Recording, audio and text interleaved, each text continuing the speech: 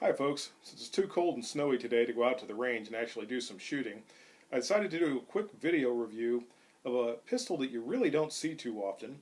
What I have here in front of me is a Smith&Wesson Model 745. This is a first year version that commemorates the 10th year of the International Practical Shooting Confederation, or IPSC, IPSC for you folks that prefer that pronunciation. The way you can tell is because only the first year has the engraved 10th anniversary IPSC logo on the side, and this is in 24 karat gold.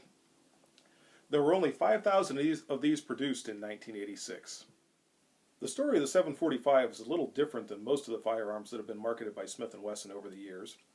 It begins in the early 1980s, and up until that time, Smith&Wesson had not chambered a firearm of their manufacturer for the 45 ACP cartridge, or at least not one that ever made it to the market. In 1985, they came out with the Model 645 pistol, which was their first ever 45 ACP chambered handgun. The Model 645 was aimed at the law enforcement market, and it was essentially a scaled-up version of Smith&Wesson's existing semi-auto pistols. Since it was a law enforcement pistol, there were some things that were lacking that typically would be desired or desirable for a firearm that's aimed toward the competitive shooting market. At the time, the IPSC was really starting to take off. They'd had 10 years under their belt and they were becoming more and more popular. And the 1911 was pretty much the dominant pistol that was used by IPSC. Now this was years before Smith&Wesson ever started to build a 1911 of their own. So what they did was essentially take the 645 design and rework it into a single action 45 caliber pistol. This, like a 1911, is a single action.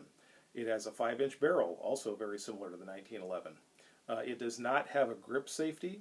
It does have a manual operated slide mounted thumb safety. Interestingly, this works just the opposite of the 1911 pistol. The 1911 pistol, you push up to engage the safety and you push down with your thumb to disengage it. On the 745, the safety in the up position is the fire position, and the down position is the safe position. The 745 came with a single stack 8-shot magazine and also had a fixed sight. Now I have replaced the sight on mine with an adjustable unit from Brownells that I purchased some years ago. I do still have the original fixed sight that I can replace in there anytime I want to and put the pistol back in its original configuration. The 745 was also an all-steel pistol, stainless frame, and a blued steel slide. The engraving, as I said before, is only on the first 5,000 that were manufactured in 1986. The 745 was also a second-generation pistol, and one of the things that you can see that tells you that is the wood grip panels. There are 2 grip panels rather than the wraparound plastic units that came later in the third generation. On the left side of the 745, it's easy to see some of the features that were intended to make it more palatable for the competitive shooting crowd. We have an extended thumb safety, and if we can get a different angle here, you can see that is quite large. This was not intended as a carry piece, where you would have that safety jabbing you all the time. This was intended as a competitive pistol. We also have a slightly extended slide stop and an extended magazine release. One of the best features of the 745 is its trigger. The trigger is adjustable for both weight of pull and over travel. It is a very crisp, clean break, and it allows you to fire very quick and very precise shots. Again, very similar to a 1911, although instead of the 1911 style trigger, which pushes straight back into the frame, the 745 pistol is hinged at the top, just like all second generation Smith&Wesson pistols. As an all-steel pistol, the 745 weighs in at 38 ounces, actually 38 3/4 ounces, so it's pretty comparable to a 1911, both in weight and in length. Again, it's a 5-inch barrel. The heft is not dissimilar to a 1911, although the grip angle of the 745 is slightly different. It feels like a second generation Smith&Wesson pistol. The 745 did not enjoy tremendous success, although it's actually a very good pistol. It is very accurate. It is very reliable. I don't remember ever having a malfunction with this pistol.